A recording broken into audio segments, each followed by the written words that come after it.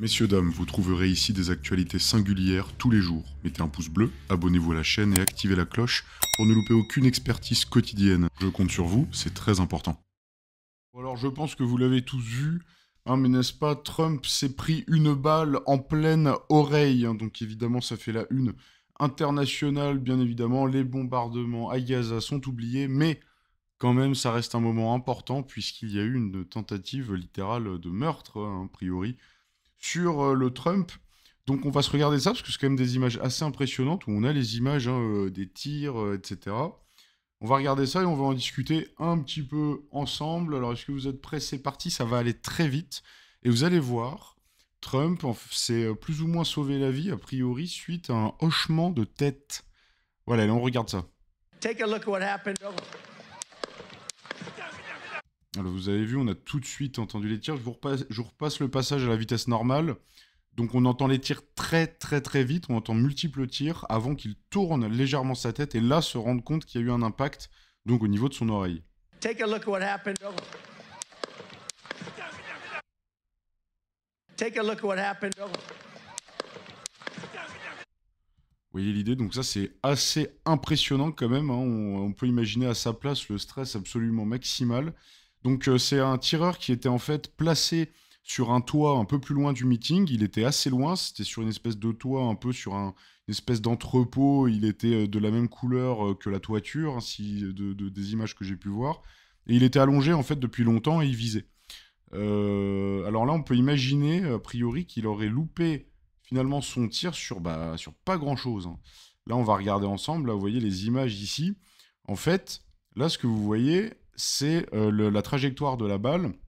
Ça, ici où j'ai ma souris, l'image en haut du cerveau, c'est s'il n'avait pas bougé sa tête, hein. A priori, la balle aurait traversé une grosse partie de son cerveau, donc ça aurait été absolument... forte chance que ça ait été absolument mortel. Et sur l'image en bas, vous voyez que son hochement de tête a permis finalement que la balle effleure. Voilà, bon, alors ça, bien sûr, j'imagine, le truc, c'est arrivé il y a 24 heures, donc il y a peu de chances qu'il y ait eu des analyses absolument sérieuses de ça, mais on peut imaginer que dans ce genre de contexte, tous les mouvements comptent, et que effectivement, si le tireur l'avait bien en ligne de mire, un simple mouvement de tête peut faire des miracles ou l'inverse.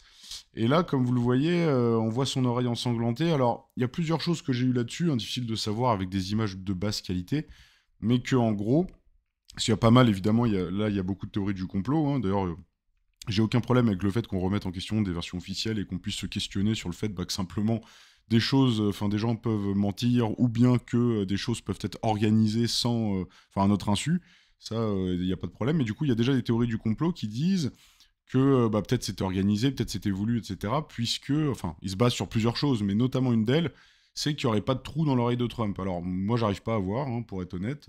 Là, même sur l'image en gros plan avec le rond, on a presque l'impression qu'il y en a un, mais dans tous les cas, il y a eu d'autres analyses balistiques qui disent qu'en fait, si la balle frôle une partie de ton corps et que c'est le moment où elle passe le mur du son, en termes de vitesse, hein, c'est-à-dire qu'elle dépasse la vitesse du son, ça crée une onde de choc donc dans l'air, et cette onde de choc, si elle est très proche de l'oreille, c'est-à-dire si la balle vraiment elle passe juste à côté de l'oreille, cette onde de choc peut être assez dévastatrice, hein, et attaquer l'épiderme, etc. Donc ça aurait pu être le cas ici aussi, effectivement.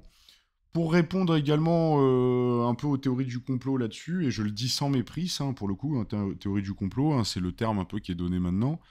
Mais bon, moi, à titre personnel, je doute un peu que ça puisse être organisé ou un complot, parce que pour plusieurs raisons. Déjà, on le sait, Trump est largement favori pour ces élections. Mais genre, largement favori. Parce qu'en face, il a une momie à moitié crevée, enfin, je veux pas parler mal, mais c'est voilà, d'un certain Biden. Je dis ça absolument pas personnellement pour lui, c'est simplement que, eh bien, il a un certain âge et qu'on réagit pas tous à l'âge, et que Biden, en l'occurrence, il est complètement un peu sénile, quoi. Il est complètement un peu sénile. Et on le voit, il a du mal à aligner les mots, il dit des choses qui n'ont aucun sens, il confond Zelensky avec Poutine alors que Zelensky est juste à côté de lui, enfin, c'est absolument un carnage. Donc Trump, si tu veux, les élections, pour le moment, a priori, c'est gagné haut la main. Tu vois, il n'est pas dans une...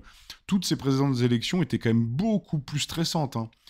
Donc là, l'intérêt d'organiser ça lui-même est assez moindre, hein, parce qu'il est sur une des élections, là, aujourd'hui en tout cas, où il a, pour le moment, il n'est pas en risque, tu vois. Peut-être qu'il le sera plus tard, hein, mais pour le moment, pas vraiment. Il n'y a pas grand-chose qui pense qu'il peut perdre face à Biden, hein.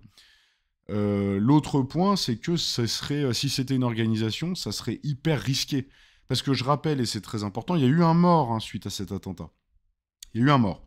C'est-à-dire qu'il y a un mec qui était sur les gradins et qui s'est pris une balle perdue, j'imagine. Alors je sais pas si toute l'histoire est vraie, mais en tout cas on dit que cet homme se serait jeté sur je crois, sa femme et sa fille pour les protéger des tirs qu'il aurait perçus et ben, lui il se les est pris et il en serait mort. En tout cas c'est ce qui s'est dit. Donc il y a quand même eu un mort et le tireur d'ailleurs lui a été abattu dans les 5 secondes. 5 secondes après ses tirs, pam, terminé. Donc voilà, il y a eu 2 morts hein, techniquement dans ce meeting, donc on est sur quelque chose d'assez chaotique.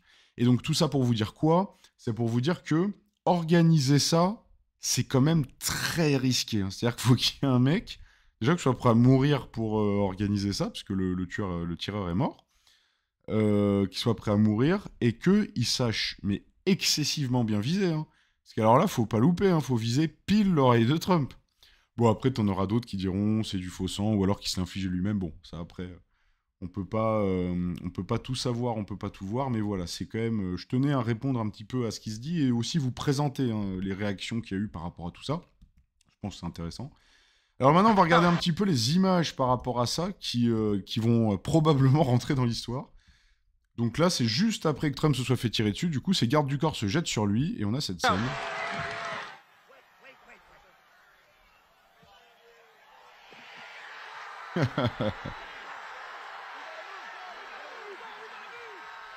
Voilà, donc on a un Trump qui a la manière de Guy dans Naruto, à la fougue de la jeunesse, parce que là, voilà, il a une réaction pleine d'adrénaline, mais positive.